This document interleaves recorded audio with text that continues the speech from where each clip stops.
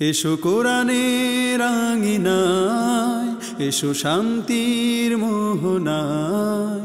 এসো কোরআনের আঙিনায়, এসো শান্তির মোহনায়। জীবনকে রাঙাতে, ফুলে ফুলে সাজাতে আল্লাহর প্রেম সুধা নিয়ে এলো পিএইচপি কোরআনের আলো, পিএইচপি কোরআনের আলো। আসসালামু আলাইকুম ওয়া রাহমাতুল্লাহ। যখন মক্কায় কোরআন নাজিল হচ্ছিল, তখন মক্কার অবিশ্বাসীরা শোরগোল করত যেন কেউ কোরআন তিলাওয়াত শুনতে না পারে, যেন কোরআনের বিস্তৃতি না হয়। কিন্তু মহান রাব্বুল আলামিন এই কিতাবের নাম দিলেন কোরআন, মানে পঠিত গ্রন্থ। সত্যি, আজ একবার যদি আমরা চোখ বুলাই, সারা বিশ্বের প্রতিটি প্রান্তে, প্রতি মুহূর্তে যে কিতাবটি পঠিত হয় তার নাম আল কোরআনুল কারীম। সেই আল কোরআনুল কারীমের তিলাওয়াতের অনুষ্ঠান, হিফজুল কোরআন প্রতিযোগিতার এক অনবদ্য অসাধারণ আয়োজন পিএইচপি কোরআনের আলো প্রতিভার সন্ধানে 2025-এ আপনাদের সবাইকে স্বাগত জানাচ্ছি আমি শাহ ইফতেখার তারিক। এই অনুষ্ঠানের টাইটেল স্পন্সর হিসেবে রয়েছে পিএইচপি ফ্যামিলি, কো স্পন্সর হিসেবে রয়েছে Al Arafah Islami Bank PLC, Smart Synthetic Colour Paste, Centre for Zakat Management, Infinity Mega Mall, Savoy ice cream, ইয়ার এশিয়া ও ইসলামী ব্যাংক বাংলাদেশ পিএলসি। প্রিয় দর্শক, তৃতীয় রাউন্ডের আজকের পর্বে 6 জন প্রতিযোগী পারফর্ম করবে। সম্মানিত বিচারক হিসেবে উপস্থিত রয়েছেন কোরআনের আলো ফাউন্ডেশনের সম্মানিত ভাইস চেয়ারম্যান, আন্তর্জাতিক কারি মোহাম্মদ জহিরুল ইসলাম। আসসালামু আলাইকুম ওয়া রাহমাতুল্লাহি ওয়া বারাকাতুহু। হুফাজুল কোরআন ফাউন্ডেশনের সম্মানিত চেয়ারম্যান শাইখুল কুররা শেখ আব্দুল হক সাহেব। আসসালামু আলাইকুম ওয়া রাহমাতুল্লাহ।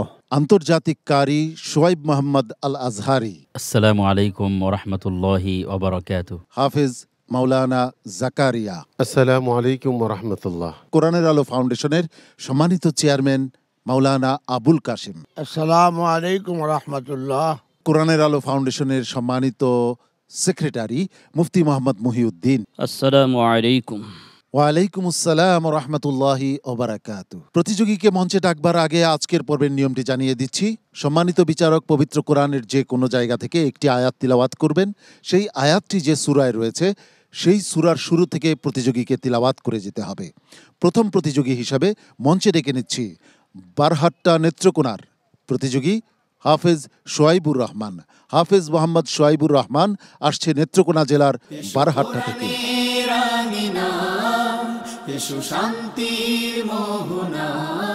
আসসালামু আলাইকুম ওয়া রাহমাতুল্লাহি ওয়া বারাকাতুহু।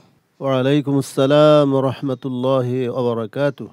আউযু বিল্লাহি মিনাশ শাইতানির রাজীম। বিসমিল্লাহির রহমানির রহিম। ইয়া আইয়ুহান নাসু ইন্না খালাকনাকুম। أعوذ بالله من الشيطان الرجيم.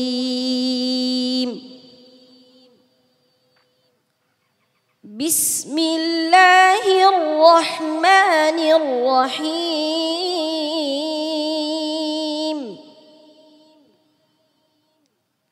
يا أيها الذين آمنوا لا تقدموا بين يدي الله ورسوله، لا تقدموا بين يدي الله ورسوله واتقوا الله إن الله سميع عليم.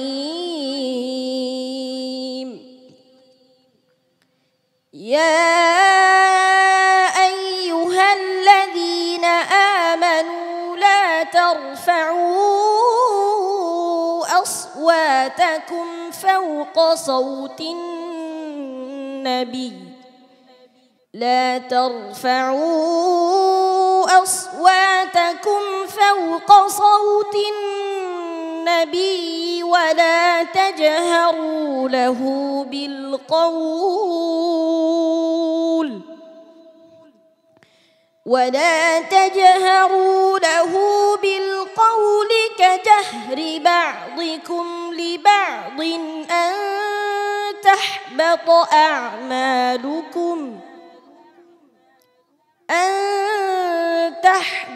أعمالكم وأنتم لا تشعرون إن الذين يغضون أصواتهم عند رسول الله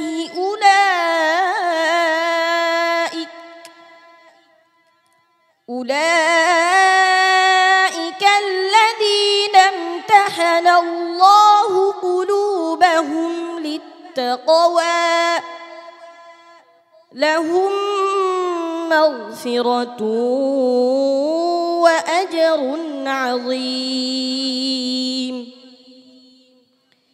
إن الذين ينادونك من وراء الحجرات أكثرهم لا يعقلون ولو أنهم صبروا حتى تخرج إليهم لكان خيرا لهم والله غفور رحيم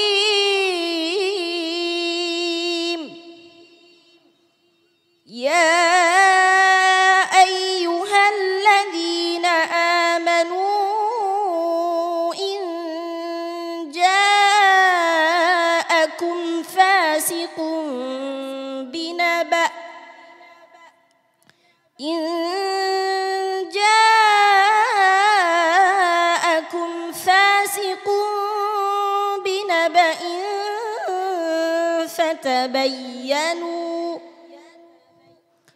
فتبينوا أن تصيبوا قوما بجهالة فتصبحوا على ما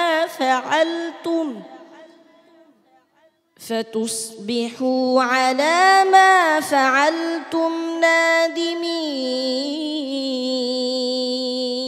حسبك صدق الله العظيم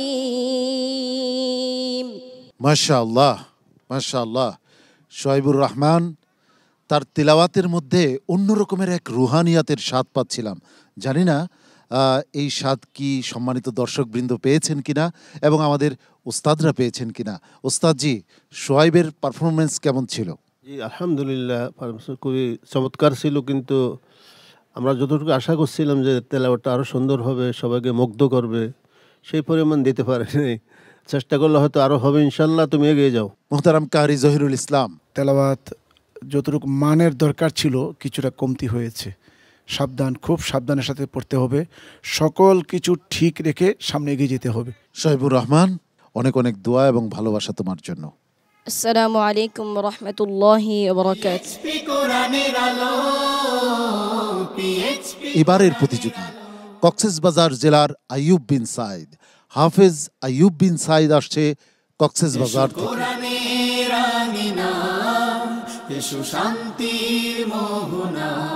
আসসালামু আলাইকুম ওয়া রাহমাতুল্লাহি ওয়া বারাকাতুহু। ওয়া আলাইকুম আসসালাম ওয়া রাহমাতুল্লাহি ওয়া বারাকাতুহু। আউযু বিল্লাহি মিনাশ শাইতানির রাজীম। লাহু মুআক্কিবাতুম মিন বাইনি ইয়াদাইহি। আউযু বিল্লাহি মিনাশ শাইতানির রাজীম।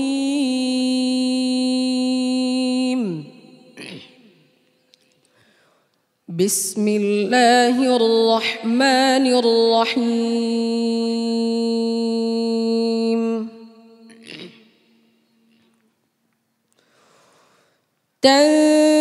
তানজিলুল কিতাবি মিনাল। বুঝে নিছো প্রশ্ন কি করছে? বুঝো নাই? একটু চিন্তা করে আরম্ভ করবে। তোমাকে প্রশ্ন করছে কি লাহু মুআক্কিবাতুম মিন বাইনি ইয়াদাইহি ওয়া মিন খালফি। তুমি শুরু করছো সূরা সাজদা পড়ার, হইল? بسم الله الرحمن الرحيم ألف لام ميم را بسم الله الرحمن الرحيم ألف لام ميم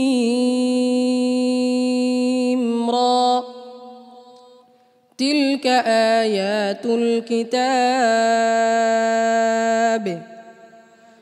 والذي أنزل إليك من ربك الحق ولكن أكثر الناس لا يؤمنون الله الذي رفع السماوات بغير عمد ترونها ثم استوى على العرش وسخر الشمس والقمر كل يجري لأجل مسمى يدبر الأمر يفصل الآيات لعلكم بلقاء ربكم توقنون وهو الذي مد الأرض وجعل فيها رواسي وأنهارا ومن كل الثمرات جعل فيها زوجين اثنين يغشي الليل النهار إن في ذلك لآيات لقوم يتفكرون وفي الأرض قطع متجاورات وجنات من أعناب وزرع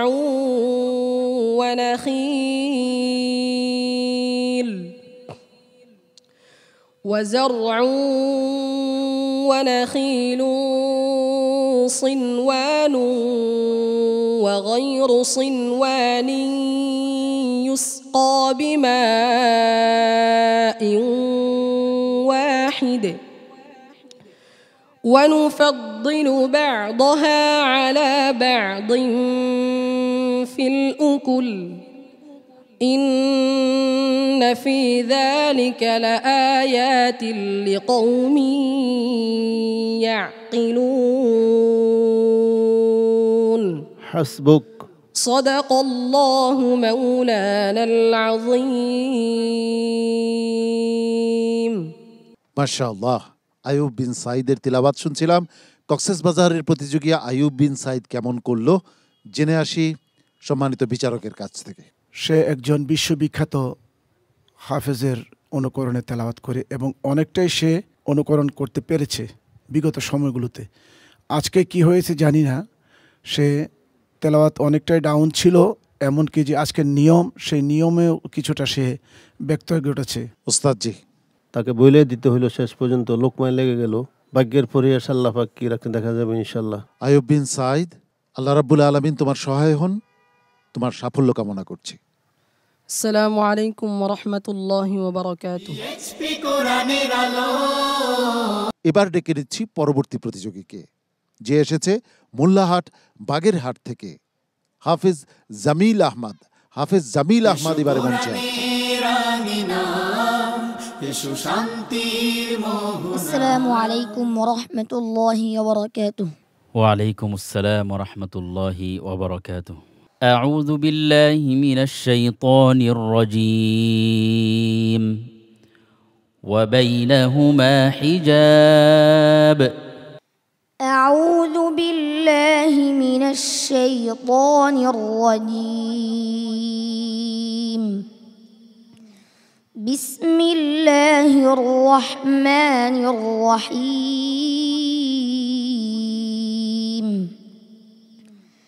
ألف لام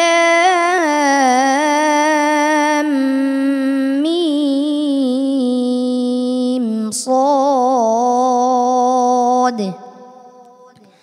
كتاب أنزل إليك فلا يكن في صدرك حرج منه لتنذر به وذكرى للمؤمنين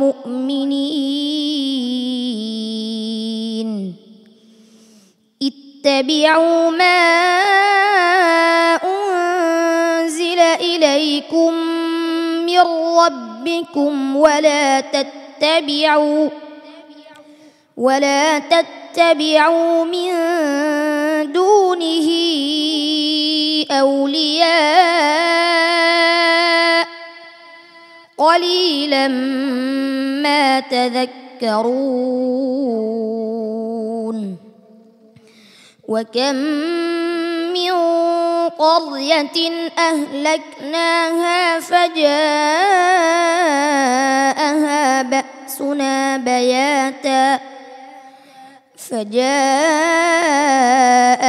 بأسنا بياتا أو هم قائلون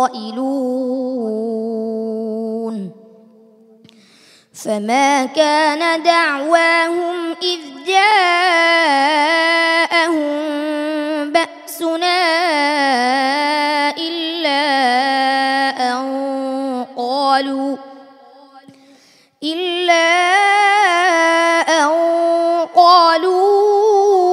إنا كنا ظالمين فلنسألن الذين أرسل إليهم ولنسألن المرسلين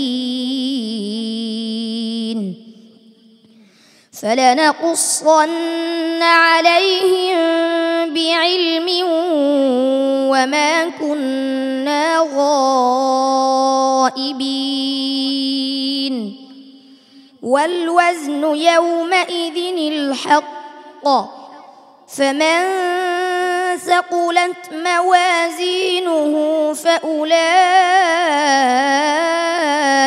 هم المفلحون ومن خفت موازينه فأولئك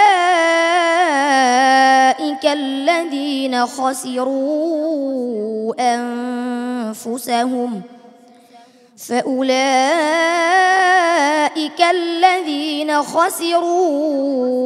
أنفسهم بما كانوا بآياتنا يظلمون حسبك صدق الله مولانا العظيم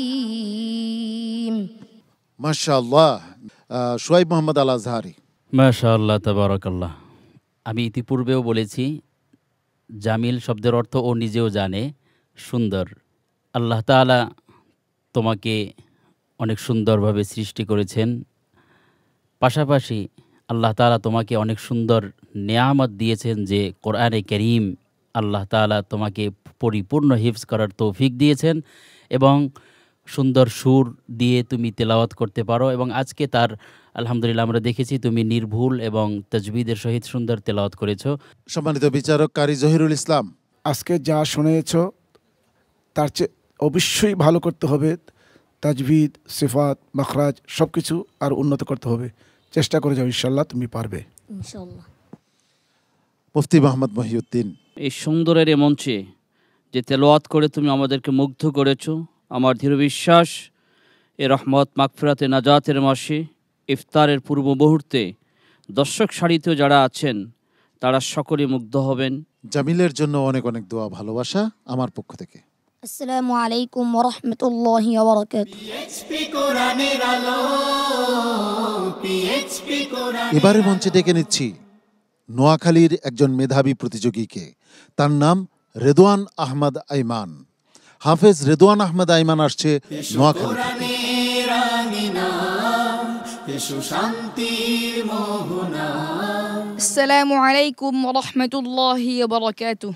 وعليكم السلام ورحمة الله وبركاته. أعوذ بالله من الشيطان الرجيم.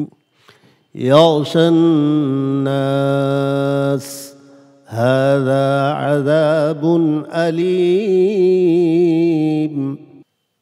أعوذ بالله من الشيطان الرجيم. بسم الله الرحمن الرحيم.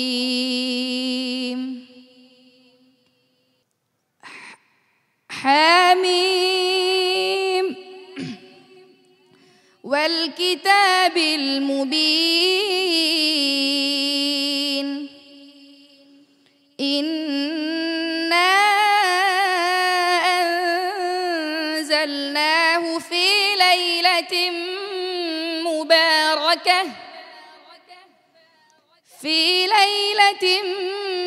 مباركة إنا كنا منذرين. فيها يفرق كل أمر حكيم.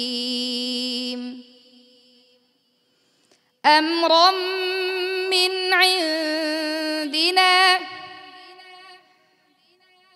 إنه هو السميع. أمرا من عندنا إنا كنا مرسلين. رحمة من ربك إنه هو السميع العليم.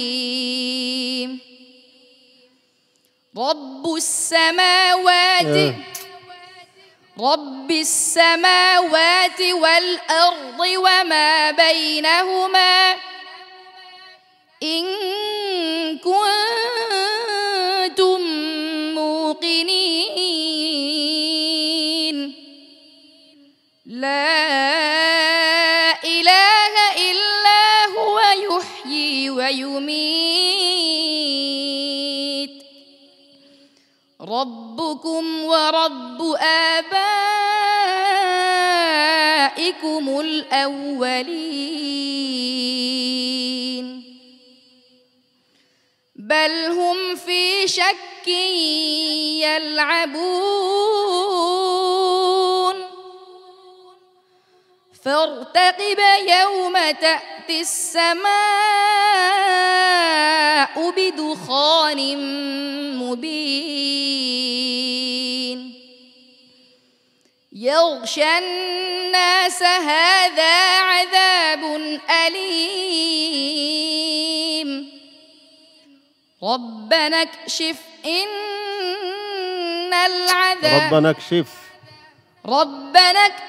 عنا العذاب إنا مؤمنون. حسبك. صدق الله مولانا العظيم. উস্তাদ জি, রেদওয়ান আহমেদ আইমানের পারফরমেন্স নিয়ে আপনার মূল্যায়ন?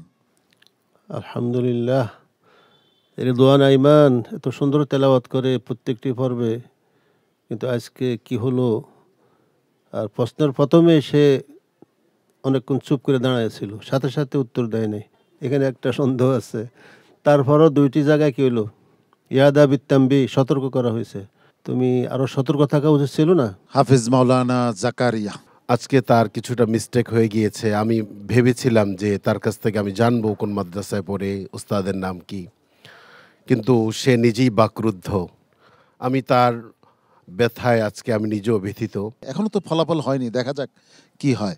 তোমার জন্য দোয়া রইল, ভালোবাসা রইল। আসসালামু আলাইকুম ওয়া রাহমাতুল্লাহি ওয়া বারাকাতুহু।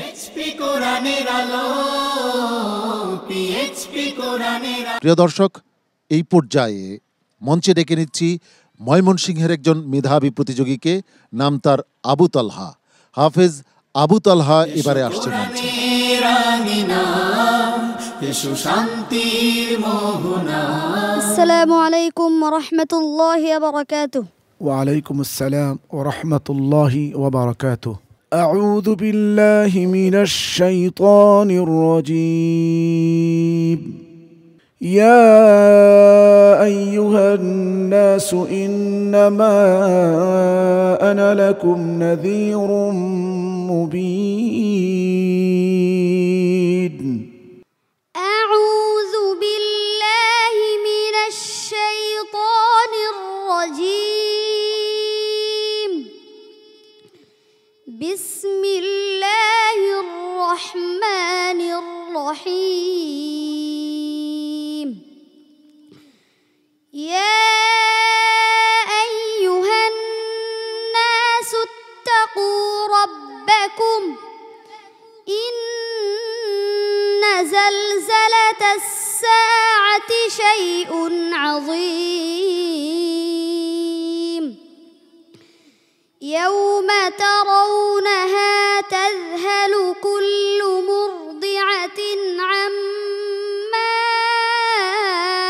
أرضعت وتضع كل ذات حمل حملها وترى الناس سكارى وما هم بسكارى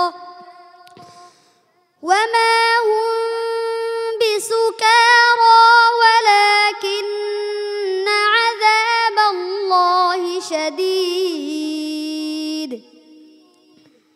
ومن الناس من يجادل في الله بغير علم ويتبع كل شيطان আবার বলো ওয়ায়াত্তাবিউ كل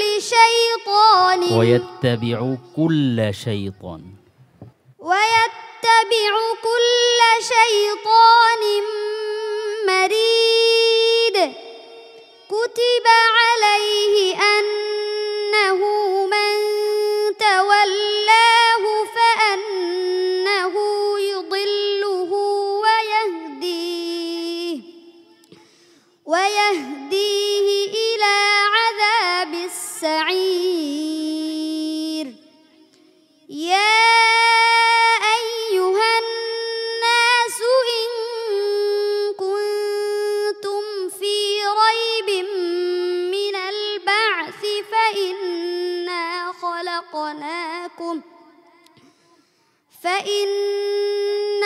خلقناكم من تراب ثم من نطفة ثم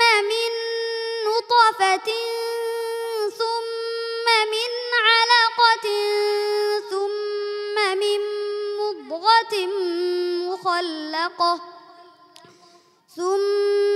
من مضغة مخلقة وغير مخلقة لنبين لكم. حسبك.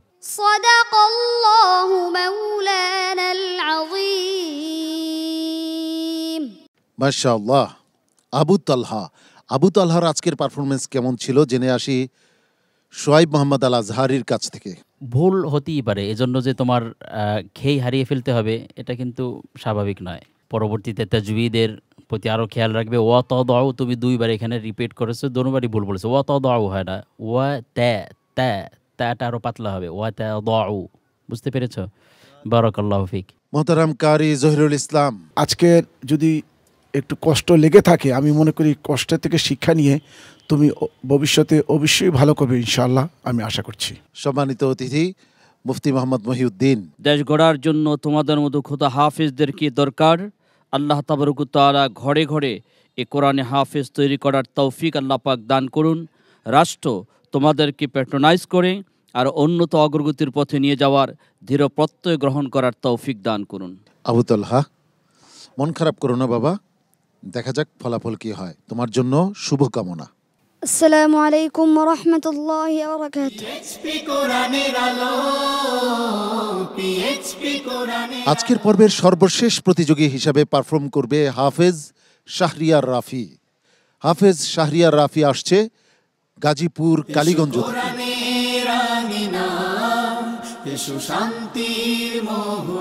السلام عليكم ورحمة الله وبركاته وعليكم السلام ورحمة الله وبركاته. أعوذ بالله من الشيطان الرجيم. الله يبدأ الخلق ثم يعيده ثم إليه ترجعون. أعوذ بالله من الشيطان الرجيم. بسم الله الرحمن الرحيم.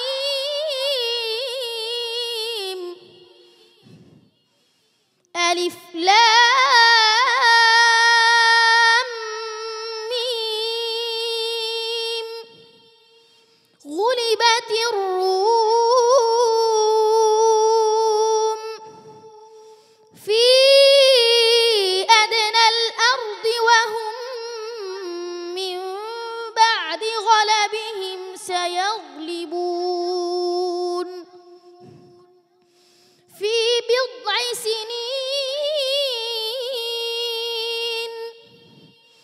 لله الأمر من قبل ومن بعد ويومئذ يفرح المؤمنون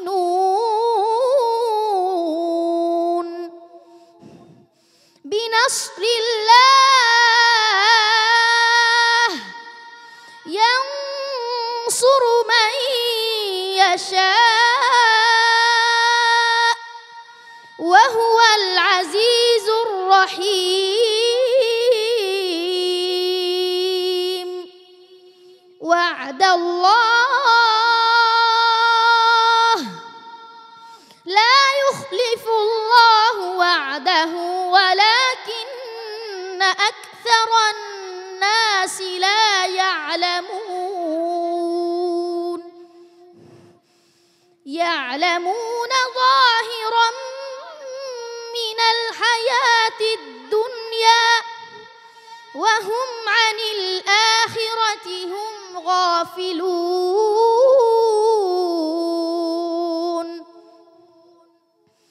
أولم يتفكروا في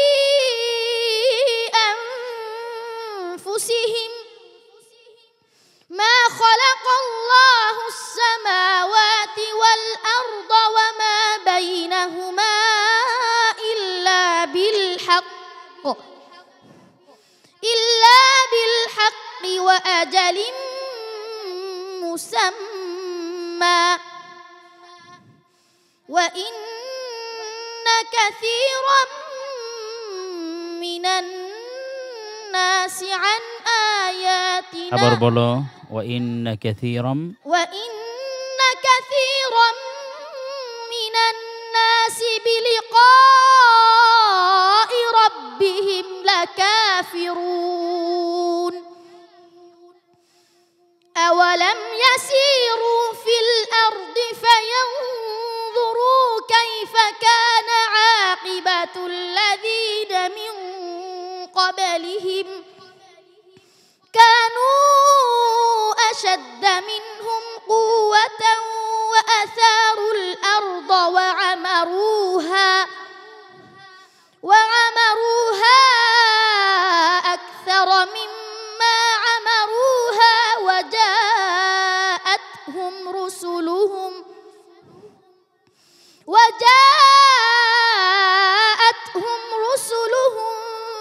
بالبينات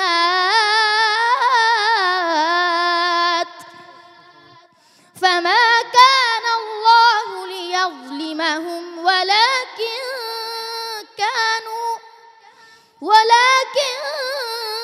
كانوا أنفسهم يظلمون. حسبك. صدق الله مولانا العظيم মাশাআল্লাহ। সম্মানিত বিচারক সোহাইব মোহাম্মদ আল আজহারি, আপনার কাছে কেমন লেগেছে শাহরিয়ার রাফির পারফরমেন্স? মাশাআল্লাহ, তাবারাকাল্লাহ, আহসান্ত। চমৎকার দারাজ কণ্ঠ, মাশাআল্লাহ। তিলাওয়াতের মধ্যে সেই স্পিডটা আমি কিন্তু পেয়েছি, কিন্তু মাঝখানে একটু তুমি মিস্টেক করে ফেলেছো। তাছাড়া তুমি মাশাআল্লাহ ফার্স্ট ও লাস্ট একেবারে মাশাআল্লাহ চমৎকার তেলাওয়াত করেছো। তোমার জন্য অনেক দোয়া রইলো, এগিয়ে যাও। ওস্তাদ জি, তেলাওয়াত ভালো হয়েছে আলহামদুলিল্লাহ, কিন্তু একটা জায়গায় একটু সামান্য মিস্টেক হয়ে গেছে, এটাও আজকে হওয়া উচিত হয় নাই, আরও সতর্ক থাকা উচিত ছিল। শাহরিয়ার রাফি, অনেক ভালোবাসা, দোয়া, সামনে অনেক ভালো করবে ইনশাআল্লাহ। السلام عليكم ورحمة الله وبركاته আজকের পর্বের এই 6 প্রতিযোগীর পারফরমেন্স আমরা বিরতির আগে উপভোগ করেছি। এখন ফলাফল ঘোষণার পালা। এদের মধ্যে সর্বোচ্চ নম্বর নিয়ে যে যাবে পরবর্তী রাউন্ডে, তার জন্য রয়েছে স্মার্ট সিনথেটিক কালার পেস্টের পক্ষ থেকে একটি আকর্ষণীয় গিফট হ্যাম্পার। আর যে দুজন প্রতিযোগী এই পর্ব থেকে বিদায় নেবে তাদের জন্য রয়েছে কোরআনের আলো ফাউন্ডেশনের পক্ষ থেকে 10,000 টাকা মূল্যমানের চেক। সর্বোচ্চ নম্বর নিয়ে কে যাচ্ছে পরবর্তী রাউন্ডে?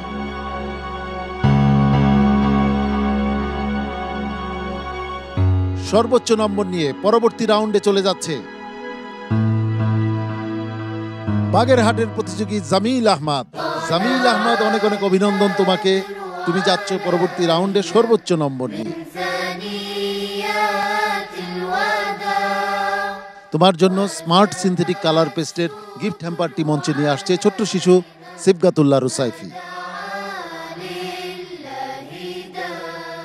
বাকি রয়ে গেল 5 প্রতিযোগী। সর্ববামে রয়েছে সোহাইবুর রহমান, নেত্রকোনার প্রতিযোগী। তারপর রয়েছে আইয়ুব বিন সাইদ, কক্সবাজারের প্রতিযোগী। এরপর রয়েছে আইমান, নোয়াখালীর প্রতিযোগী। তারপর রয়েছে আবু তলহা, ময়মনসিংহের প্রতিযোগী। এবং সর্বডানে রয়েছে শাহরিয়ার রাফি, গাজীপুরের প্রতিযোগী। এদের মধ্য থেকে পরবর্তী রাউন্ডে চলে যাচ্ছে নেত্রকোনার প্রতিযোগী সোহাইবুর রহমান। সোহাইবুর রহমান, অনেক অনেক অভিনন্দন, তুমি যাচ্ছ পরবর্তী রাউন্ডে, তুমি তোমার আসন গ্রহণ করো।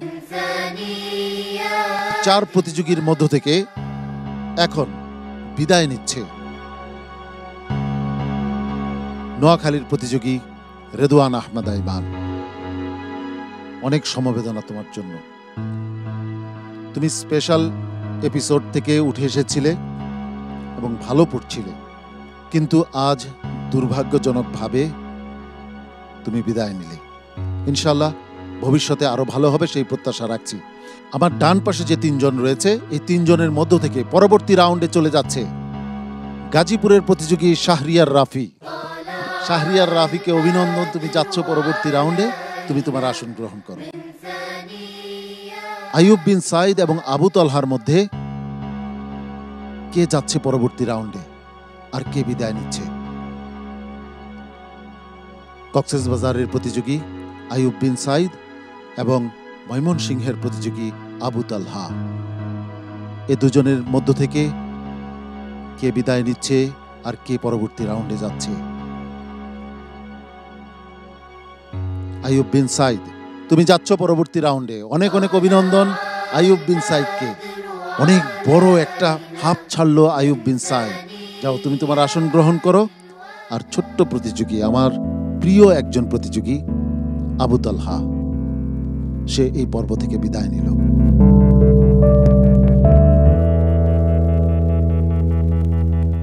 এই 2 প্রতিযোগীর জন্য রয়েছে কোরআনের আলো ফাউন্ডেশনের পক্ষ থেকে 10,000 টাকা মূল্যমানের চেক। আজকের পর্বের একেবারে শেষ প্রান্তে আমরা উপনীত হয়েছি। সম্মানিত বিচারক মণ্ডলীকে ধন্যবাদ জানাচ্ছি, সম্মানিত অতিথিবৃন্দকে আন্তরিক মোবারকবাদ ও ধন্যবাদ জানাচ্ছি। ধন্যবাদ ও কৃতজ্ঞতা জানাচ্ছি প্রিয় দর্শক আপনাকেও আমাদের সঙ্গে থাকবার জন্য। আগামীকাল একই সময়ে আপনাদের প্রিয় স্যাটেলাইট চ্যানেল এনটিভির পর্দায় আপনাদের প্রিয় অনুষ্ঠান হিফজুল কোরআন প্রতিযোগিতার এক নান্দনিক আয়োজন পিএইচপি কোরআনের আলো প্রতিভার সন্ধানে 2025 দেখার আন্তরিক আমন্ত্রণ জানাচ্ছি। মহান রাব্বুল আলামিন আপনাদের সবাইকে ভালো রাখুন, সুস্থ রাখুন, ঈমান ও আমলের সঙ্গে রাখুন, এই প্রত্যাশায় আমি শাহ ইফতেখার তারিক আজকের মতো এখানেই বিদায় নিচ্ছি। আসসালামু আলাইকুম ওয়া রাহমাতুল্লাহি ওয়া বারাকাতুহু। পিএইচপি কোরআনের আলো, পিএইচপি কোরআনের আলো, পিএইচপি কোরআনের আলো।